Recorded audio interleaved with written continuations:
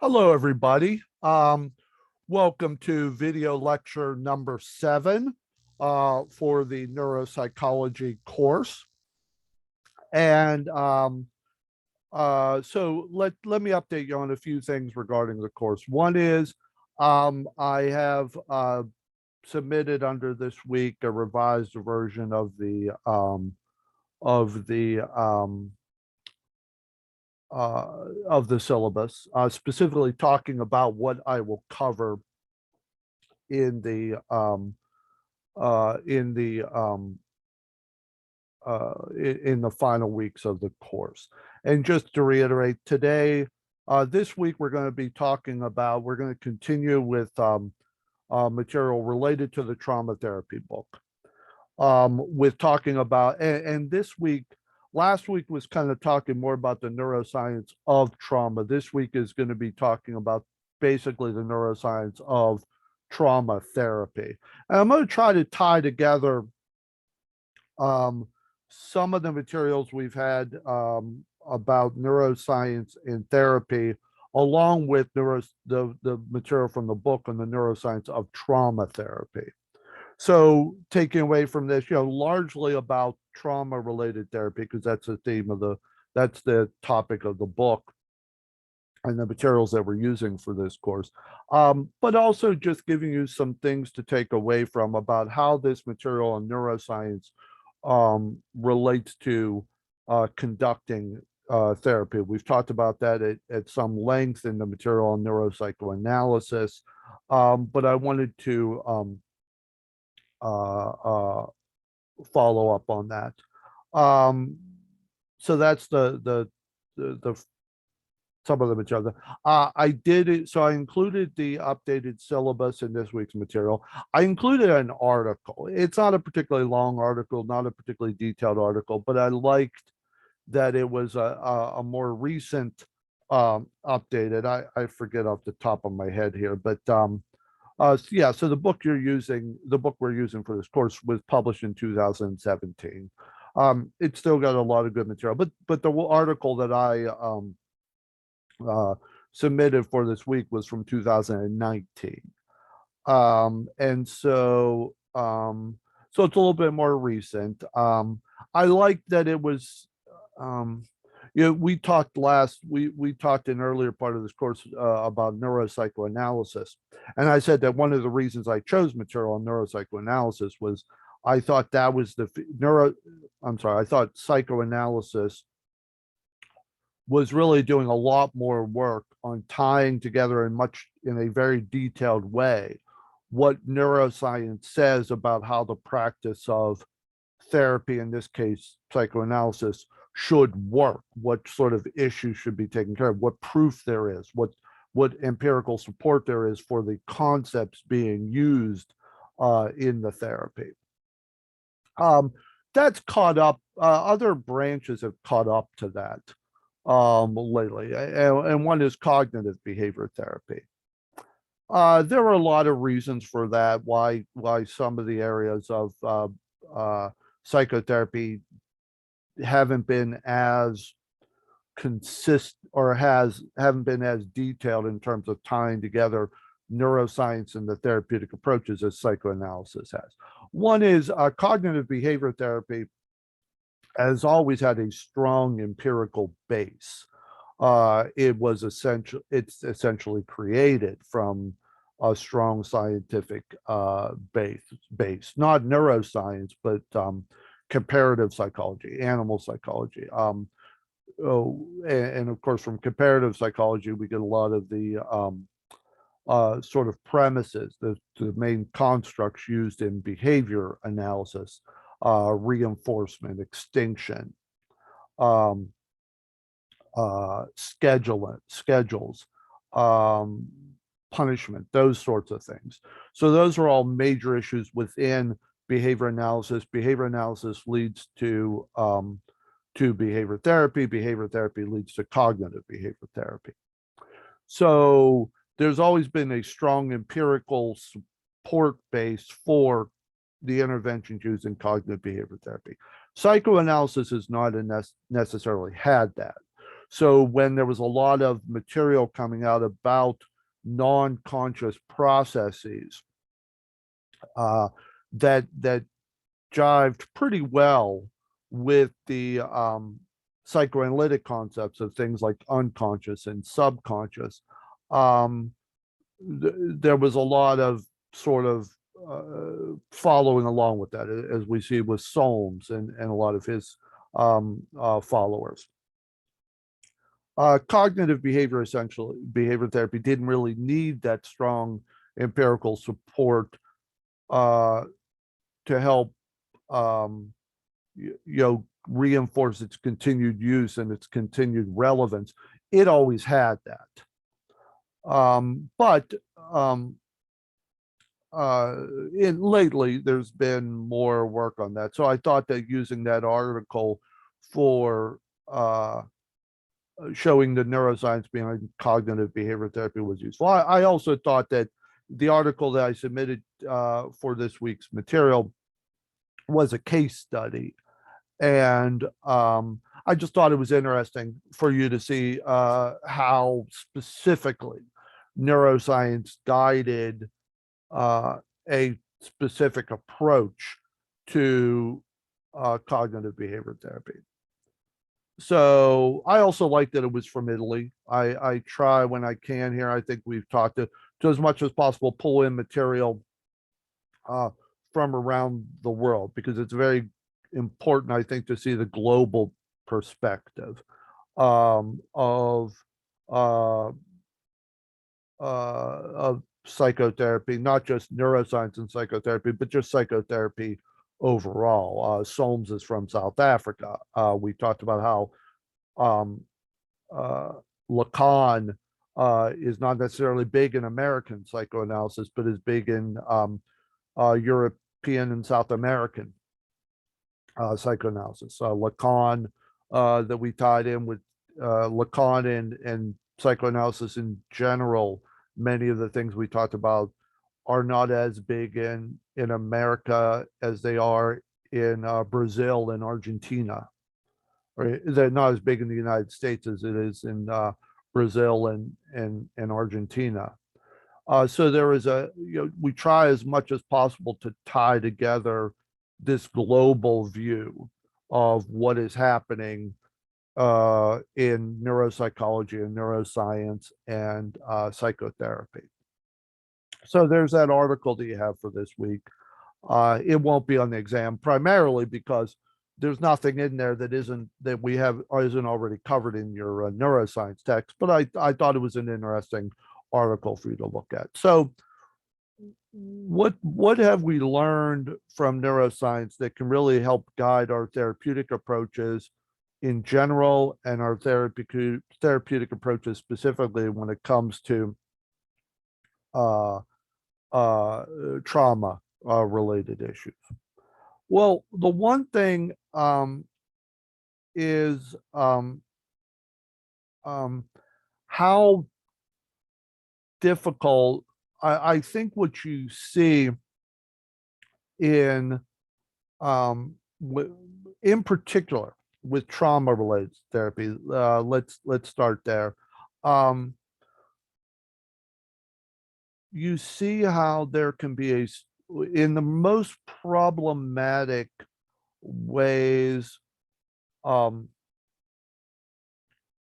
of uh, that in the most problematic experiences that people have in their life, there often is a disconnect between what the person experiences and how they process um, that that experience. I take you back to what I talked about last week when I showed you uh, the picture of a neglected child, and so this would have been a developmental trauma, uh, and how there was even when you looked at the PET scans or the MRIs, you could see that there was this fissure much larger than there was in the quote unquote normal brains. Um, right in the middle of the front of the prefrontal cortex, right in the middle of that part of the brain that we use to make sense of things. So, um, uh, so if you think about um, what people who have particularly experienced trauma, but also people who have experienced, a lack of solid emotional attachment. Remember the trauma, the pictures that I showed you last week of individuals who had been the victim of trauma. It wasn't just like physical trauma. It wasn't just babies who had been, or infants or toddlers who had been physically abused. Most of those related, most of the material on developmental trauma were neglect. You may remember that I showed you images last week from young children who had been raised in Romanian orphanages. They were not. There was not specific information that they had been physically abused or otherwise abused in a very concrete, observable manner. It was more neglect. It was more a lack of any sort of contact, any sort of attention that babies need to develop. So, what I'm saying there is, um, what we get from that material is a real strong sense of how a lack of emotional attachment in infancy, in very young childhood, can have a strong impact as far as disconnecting uh, uh, how the prefrontal cortex from other parts of the brain. So the prefrontal cortex just doesn't develop as well as it should. Whether there's a disconnect between the emotional part and the prefrontal cortex, as happens in trauma, or whether the prefrontal cortex just doesn't develop the way it should. When that happens, there is a real difficulty in terms of making sense of things. Um, so, one thing we learned from the neuroscience of trauma, the neuroscience of neglect, which is a form of trauma, or the neuroscience of lack of emotional attachment, which is along the lines of neglect, but maybe less severe, but still severe enough to impact the brain. What we learn from the research in all those areas is that one thing that it strongly impacts is the person's ability to make sense of things.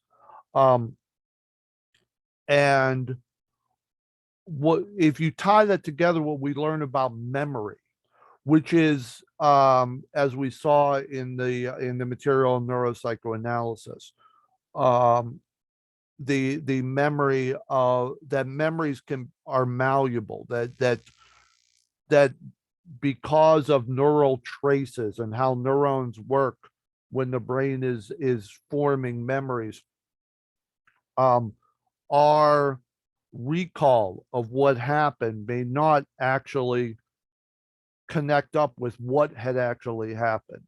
We are impacted not by what happened, but what we remember about what happened.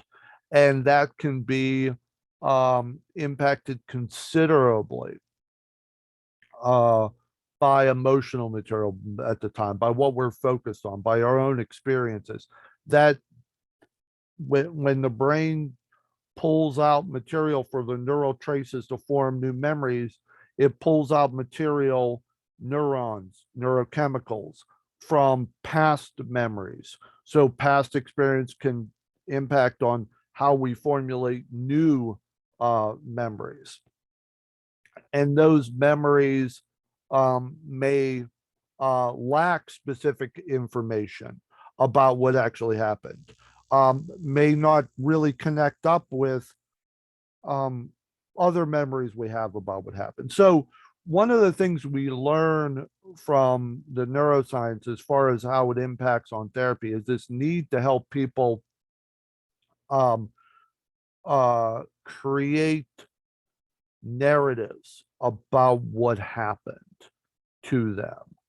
It's interesting that if you look at um, sort of the history of psychotherapy and what neuroscience has said about the approach to psychotherapy is it used to be thought that um, you tried to get individuals to sort of go back to talk about what happened to them, to talk about their life experiences, in part because you were working with the individual to um, to get out their emotions. It was called catharsis. It was that things that happened to us um, in the past sort of stay with us unless we get that emotional uh, stuff out. There isn't a whole lot of support for that in the neuroscience literature, or to be honest, in the psychotherapy literature. But what there is a lot of support for is we look for meaning, we look for a narrative, we look for that in order to make sense of what's going on, we look for a narrative about what has happened. Um, and so when psychotherapists work with there's when psychotherapists work for an individual with an individual and they help the person understand the way their parents raising them might have impacted on their depression, anger, anxiety, just general emotional distress. The sort of stereotype of the psychotherapist, quote unquote, blaming the parents. There's evidence for that, but not to find blame, um, not to say, uh, hey, you got to be angry at your mother because she did this to you. But it has benefit in psychotherapy and in helping people because it helps them create the narrative.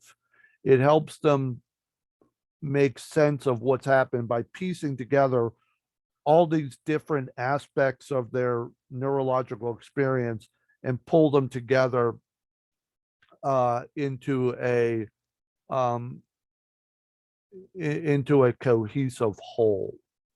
You'll remember back in what we talked about Lawson, as far as what happens with dreams, Lawson's um, theory about what happens with dreams. And I apologize, that the author of The Dreaming Brain that we talked about several courses ago and was in the Schwartz book. Notice what Lawson comes up with, or what that theorist comes up with as far as dreams goes. That what the theory being that what happens is there's this um, there's this rush that when what happens when we sleep, there's this rush of neurons that come out, and the brain, almost out of habit, the prefrontal cortex, almost out of habit, tries to pull all those together and make some sort of meaning out of them. Even if the meaning isn't particularly meaningful, it tries.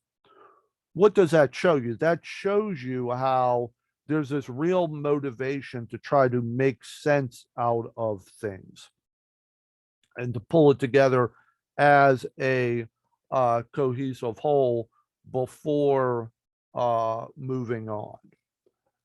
Um, and so helping the person pull together things and figure out how to deal with things that may seem to be disjointed um, can be very helpful in therapy. Now, it also reinforces some other therapeutic approaches that are often used in therapy, in particular, often used in trauma-related therapy. One is helping the individual reach the point where they say, okay, I've pieced together the memories as much as I'm going to have. And part of my cohesive story may be I just don't remember things that happened, or I am not going to explain. I'm not going to be able to explain what happened. Not having part of the story can be not having part of the story can be part of the story. Uh, when you watch a movie, um, uh, when you watch a movie, it is not always necessary for you to um, make sense of what happened. One example I use from this, and I apologize if none of you have seen this movie, but there was a movie several years ago called Taken with Liam Neeson, and the general gist of the movie is his daughter gets uh, kidnapped overseas, and she's kidnapped randomly, but just so happens that he is an what appears to be ex CIA agent, and um,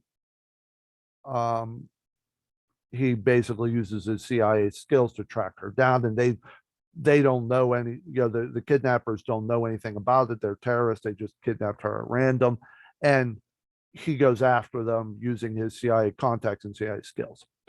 Where I'm going with that is what is particularly interesting about the um uh the movie is what makes it particularly interesting is you know nothing about his background.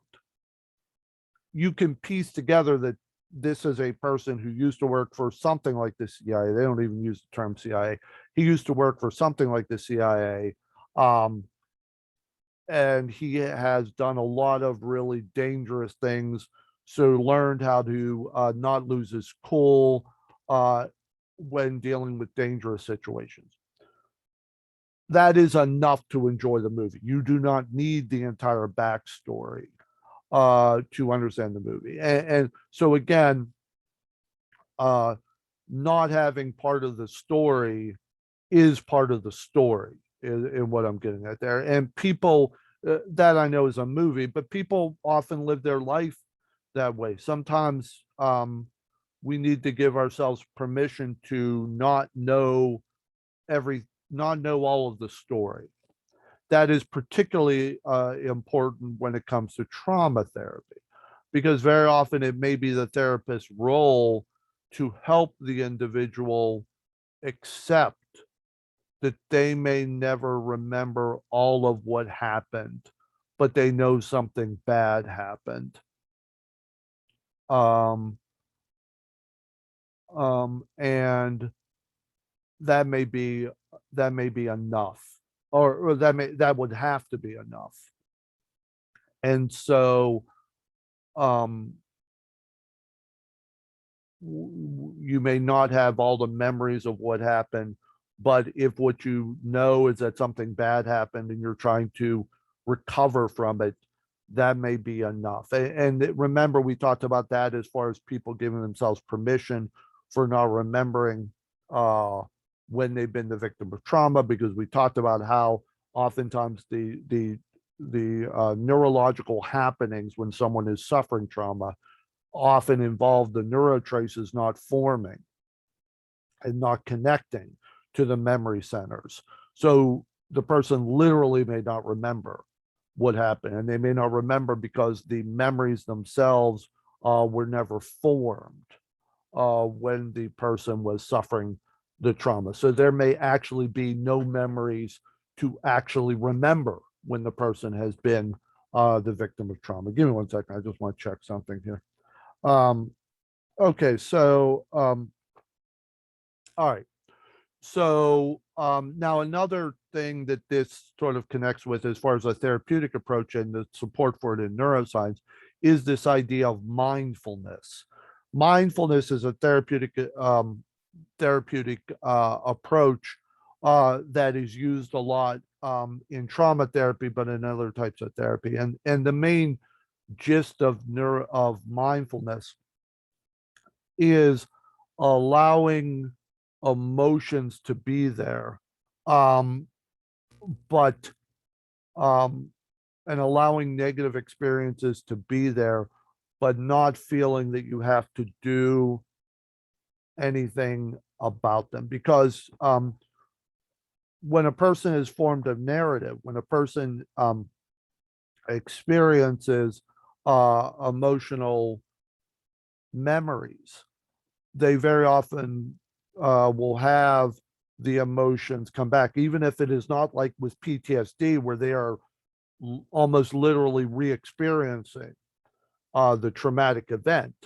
But if it's just even if it's a memory that is bringing up emotional responses, which is not the same thing as re-experiencing. Remembering something and having emotional distress about it is not the same thing as having a flashback or re-experiencing the event. But either way, very often what the person has to be helped to do is allow the negative emotional experience to be there and not feel a movement to do anything about it. And you can see when it comes to what we know about neuroscience, that uh, that can have a strong effect. If you picture what's going on in the brain is um, the memory centers of the brain, say like the hypothalamus, recall an emotional memory, connects up with the amygdala. The amygdala has this rush of emotions, um, and and so the rush of emotions come through, and the person finds, and so as we talked about before, you've got the whole uh, peripheral nervous system uh, going off in all these different directions. The blood flow increases, heart rate increases, person tenses up, and sometimes the only thing that you can do for the person is helping them to not feel a need to kick in another part of their brain to say, okay, this is what we're going to do about it. This is how we're going to lessen what's going on here. This is how we're going to stop the memory. Because if you think about it, that's not happening. Sometimes the only thing you can do to stop a memory is um, stop the rush of neurons that's coming from the memory center in the amygdala.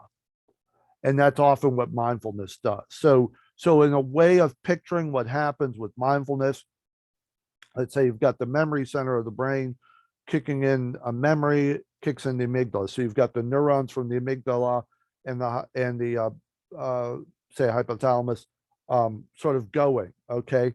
Now, what mindfulness does is it prevents, it just allows that to happen, and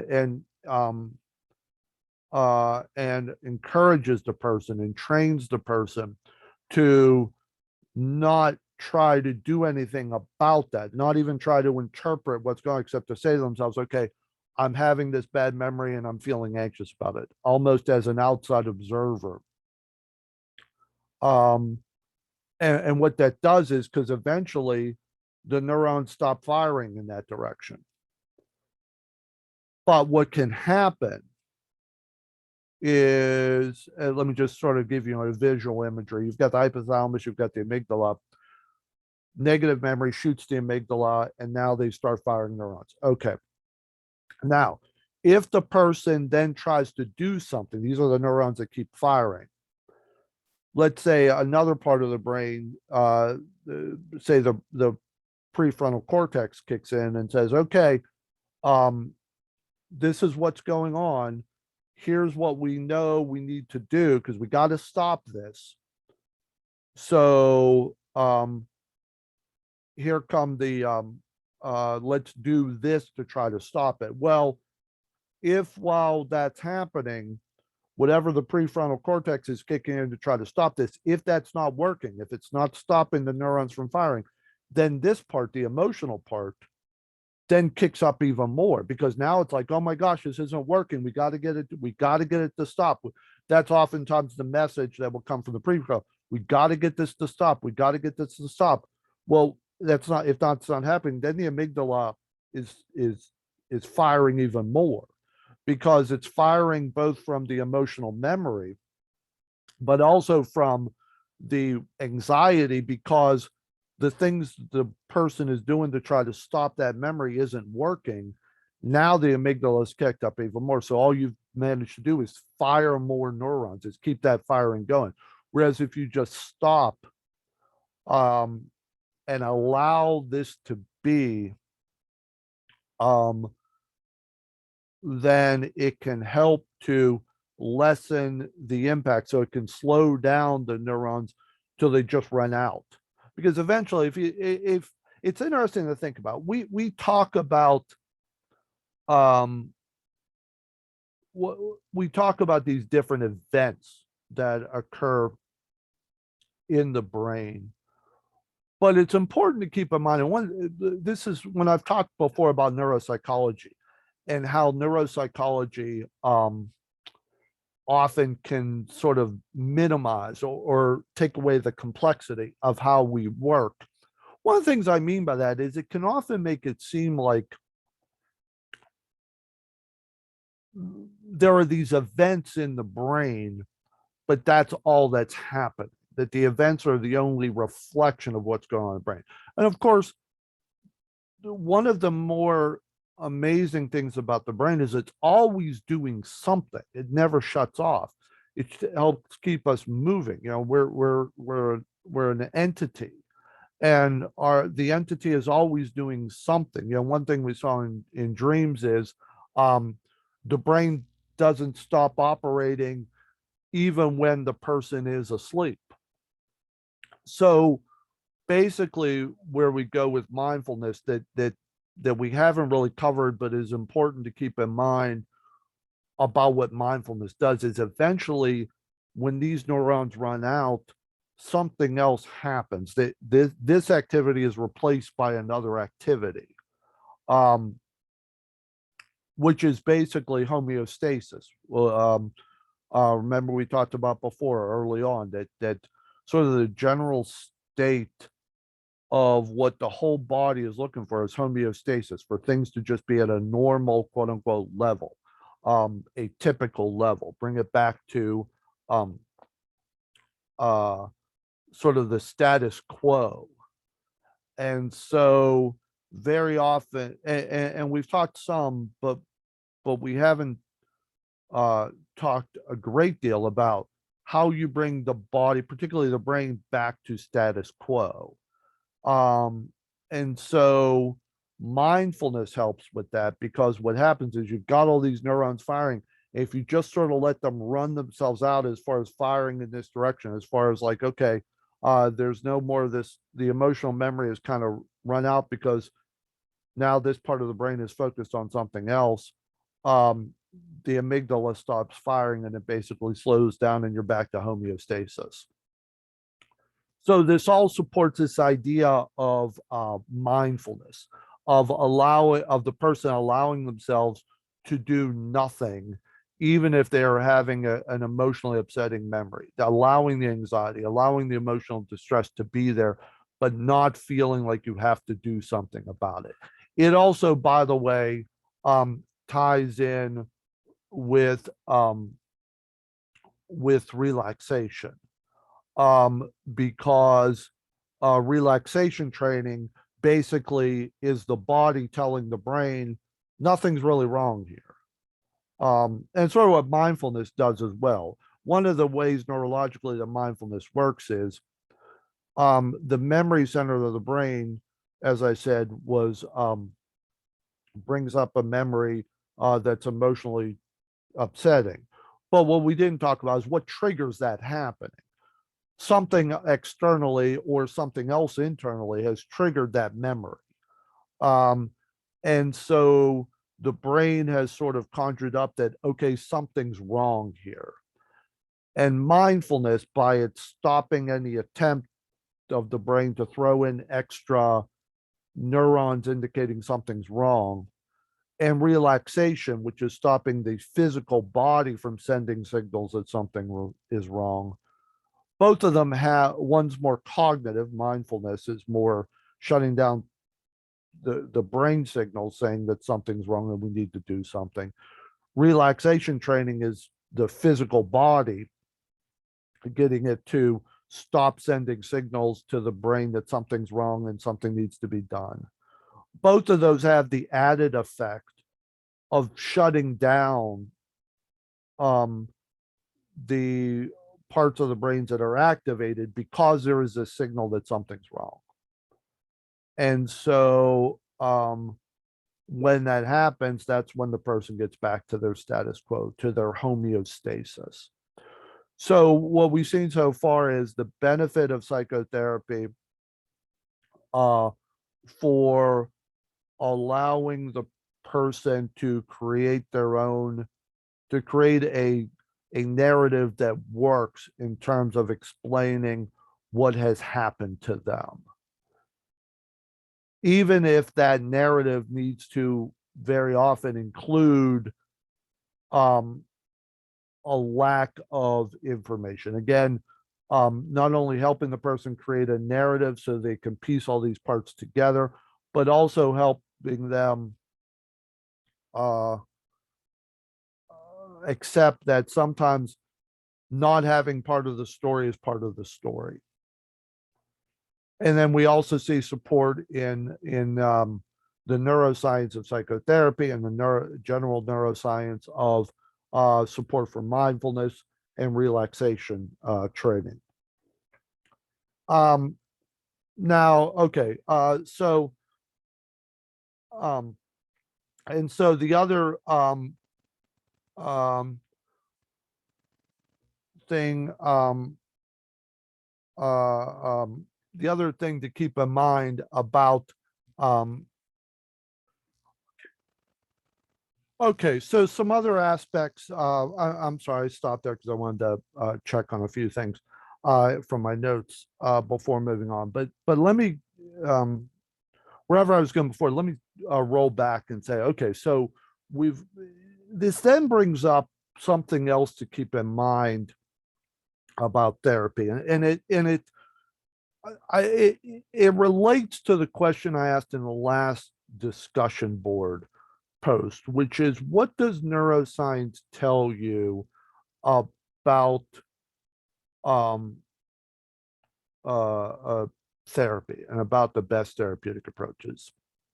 And there were good comments on there, primarily about therapy as it involves working with individuals who have neuropsychological disorders, and certainly that would tie in with the neuropsychoanalysis book, because Schwartz talked a lot about that. But I wanted to delve a little bit more into what becomes the best approach to therapy. Because if you think about it, there's a lot of different questions in therapy about the best way to practice. And particularly one that I'm going to focus on here, and I don't have the answer for it, but I want to kind of go to what neuroscience might suggest, is this whole idea about how should therapists be more active or should they be more reflective? You know, this is primarily exemplified by the difference between the psychoanalysts and cognitive behavior therapists. One of the big distinctions between those is not even theoretical underpinnings, it's approach. Psychoanalysts tend to be very passive. They tend to be more reflective and only interjecting when there is something that needs to be said. Sort of the rule in psychoanalysis is, in strict psychoanalysis, is the psychoanalyst does not speak in, does not make any sort of interpretation unless the client is very close to making the interpretation themselves. Very often the view of psychoanalysis and the analyst is they are pretty much only giving verbalization to something the person was already ready to say anyway. They're just helping them put the words together.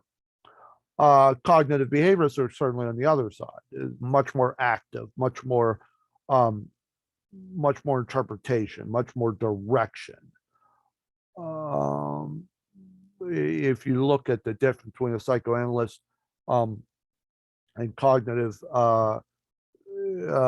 behavior therapist, you know, the thing you would notice right away is not even how they're interpreting. It's just the psychoanalyst is saying much less than the cognitive behavior therapist. As you know, I am board certified in cognitive behavior therapy. And when I have individuals who are working with me who say they prefer working with me than their other therapists, the most common statement I get is that therapist never said anything. They never gave me any direction. On the flip side, although I don't know this, I would guess when I've had clients who have stopped working with me and maybe um, found a therapist they like better, I would guess that their response is probably, that guy talked too much. He wouldn't shut up. I don't think that, I don't go to that extreme. But that maybe they were looking for more reflective. So different people respond to different therapists. That's of course the way. And I am sure that as I said, I'm sure I have some clients who haven't responded to me, who respond better to somebody who's more reflective. And I have had people tell me that given that I am more active as a therapist, they like me better in the previous. So people respond differently. So I don't think you could say that neuroscience gives a definitive answer about that. I think everybody's got their own style. But I think we can take away some general pieces of information about therapy. And I think one that you really take away from neuroscience, if you think about all the things we talked about, how the brain functions to change, how there's this need for creating a narrative, and how the emotional parts of the brain, um, um, the emotional parts of the brain have a major impact on how the person processes information. I think you can really start to see that one of the key factors in psychotherapy is it has to be an experience. It can't just be like a class. That even though sometimes we are giving information, that there has to be that in order for psychotherapy to have its effect on the brain that it's going to have, the person has to feel like they are experiencing something. If for instance, I am a big critic of using workbooks in therapy and using worksheets in therapy. It's not I don't do it. I even have a book that could technically be considered a therapeutic workbook that I've published. Um, but I think when they are overused, they cause therapy to have no more of an experiential aspect to it than math class. And I think if you have, if all you do is take away any sort of experience from the person, then the person isn't really going to benefit. They are not really going to make major changes in who they are that lead to a reduction in emotional symptoms or any sort of other symptomology related to psychological disorders. So I think what we see with the brain is because what we're talking about has such a strong emotional aspect to it. Even we call the attachment um, part that's very important for development. We call that emotional attachment. There is a strong emotional impact to everything we do and everything we focus on in therapy. And because of that, the person has to experience something in order for the right parts of the brain to be firing in a way that's going to make changes. Now, how does a therapist do that? They do that through um, creating a therapeutic relationship. So it's obvious that by showing empathy, um, by making it clear that this is a relationship and not just um, a didactic situation. Didactic being, kind of what a teacher does when they stand in front of the class and they just sort of spout off information. Um, um, sort of like this is. As important as this is, notice I am recording this and you're going to watch it later. If this were therapy, this could not be how therapy works because the patient would have to be there, even if it's via video or via phone to have any sort of, so um, there has to be an interaction. There has to be a connection in order. So therapy needs to be an experience. And so what does that mean? Well, it means a couple things. It means the therapist, the neuroscience of therapy, whether it's trauma therapy or all sorts of therapy, shows that the therapist has to work to develop things like a therapeutic alliance, a show of empathy, a degree to which uh, there is the person feels a connection with the therapy. There has to be and there needs to be there needs to be a therapeutic alliance. There needs to be a feeling of connection. And what I mean by feeling of connection is that the patient client needs to feel that they are being heard. There needs to be a non-judgmental environment because that way the person can feel open about expressing what's going on with them emotionally, even if it doesn't make sense to them. And there has to be a degree of empathy that even if I don't agree, if I'm your therapist, I don't have to agree with you, but I have to show that I care about whether you get better or not.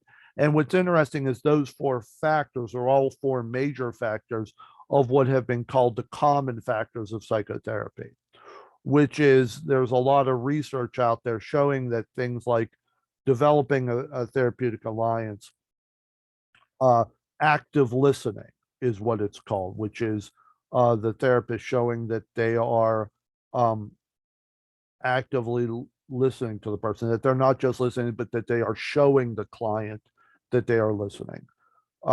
Therapeutic alliance, active listening, empathy, showing that the therapist cares about what happens to the person, even if they don't agree um, with them, and a non-judgmental environment are all aspects that contribute to therapy being effective, regardless of what school of therapy the person is practicing. So whether you're a psychoanalyst or cognitive behavior therapist or somewhere in between, those factors are all important to um, to effective therapy. And when we connect that up with what we know about neuroscience, you can see how they would be important because they would create the emotional experience that the person is going to need if they're going to actually make um, some sort of change.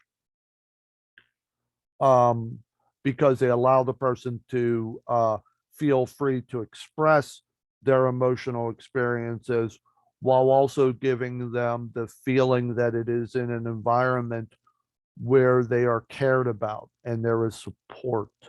And that is all very essential for the person making progress.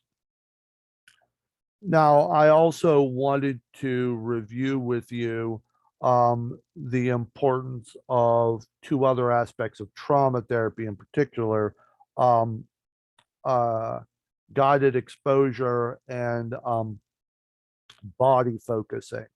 And these are all um, ways of helping the person get in touch with the body sensations and having some impact on their body sensations that say to the brain, hey, something's wrong. And so, guided exposure is often helping the person. I sometimes call it active daydreaming. Um, it's it it's helping the person remember a relaxing experience as a counter to remembering a traumatic experience. So it's kind of switching the brain from one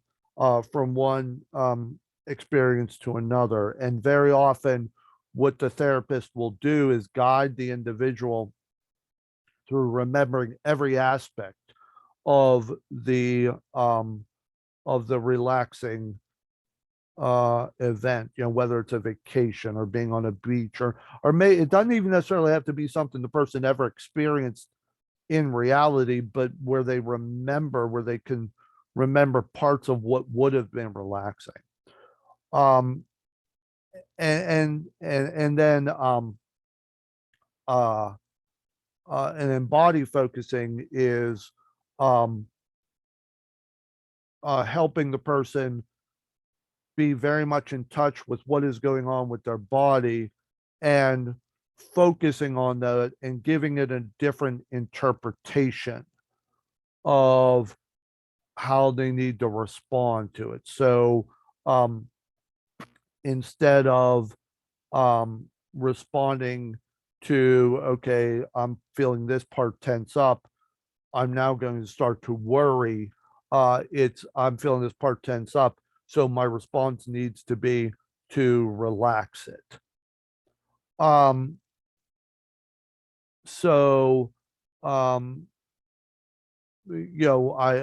or my response is going to be to just do nothing about it. I'm feeling tensed up, but all I'm doing is observing that I'm tensing up, and there isn't anything I need. So my response, instead of saying, okay, I've got to immediately stop this, my response is going to be, I need to do nothing about this, and that allows the person to relax. Why body focusing and